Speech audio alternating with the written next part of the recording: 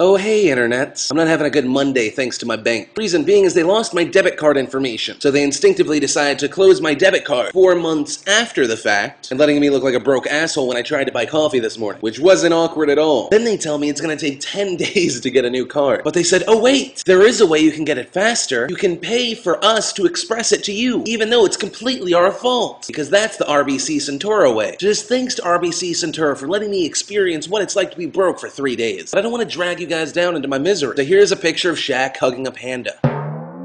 Oddly enough, that did make me feel better. But internet, it is the 40th anniversary when the United States of America landed on the moon and said, hey Russia, fuck your face. Or something like that. One of the craziest things about the moon landing is they did it with about as much technology that's in a modern day compact car. Now I know there's a lot of controversy with this topic. There are the people that believe, we actually landed on the moon. And then there are the crazy people. Okay, I said that wrong. There are the crazy and stupid people. One of the biggest arguments is, Phil, in the video the flag is waving. Rather than hurting your brain with my words, definitely recommend you check the link in the sidebar, which will include a link to the badastronomy.com website, one of my favorite websites, which will help explain to you why it is not fake. Oh, and in honor of Buzz Aldrin, the second man that ever walked on the moon, here's a video of him punching a dude in the face for saying he actually didn't. You're a coward and a liar and a thief.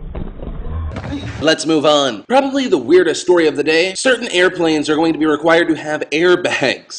For the occasional 600-mile-an-hour descent directly into a mountain, you don't have to worry, because you have a fucking airbag. An airbag surrounded by stuff that will actually explode on impact. But don't worry, there's really good news. This will most likely make your tickets cost more. Yes! Our viewer question of the day actually came from a lot of people. A lot of you guys wanted to know what I thought of Harry Potter, so I decided to do kind of a review. I actually filmed it earlier this morning, so that's why the shirt's about to change now. Harry Potter 6, or Harry Potter and the Half-Blood Prince, or Harry Potter and oh my god, when did Emma Watson get really hot, was released recently, and a lot of people have been wondering how it was. Well, wonder no longer, internet, because I'm going to let you know how you felt about this movie starting now. Keep in mind this video does contain spoilers, so just stop the video now, or just start screaming la la la la la la la for about 2 minutes. So the premise, Harry Potter's grown up, everyone's grown up, and everyone's like really emotional and horny. Everyone's so horny, in fact, that everyone forgets that Death Eaters even exist, and they're about 3 seconds away from dying at every single moment. Except Anderson Cooper, Draco Malfoy, who spends most of the movie just walking around looking really sad, and screaming and crying. The entire time I was just thinking to myself, why is no one asking this kid for his fucking hall pass? Because he's in one class and then he just walks around the rest of the movie. Like no one's keeping tabs on this kid, except Harry, who finds him crying in a bathroom, I imagine because no one invited him to prom. And he nearly kills the guy until Snape saves him. And all this is happening while Harry's trying to become close friends with the professor, who's a dude. No judgment. The professor has a memory about Voldemort when he was a kid, when they called him Tom Riddle. Which I have to ask, because of the clips where they had Tom Riddle, how could no one tell he was going to be evil? Or retarded, but probably more evil. Like any kid that looks and talks like that, probably evil. It's just like, hey Tom, would you like some sugar? No, but I'd like blood.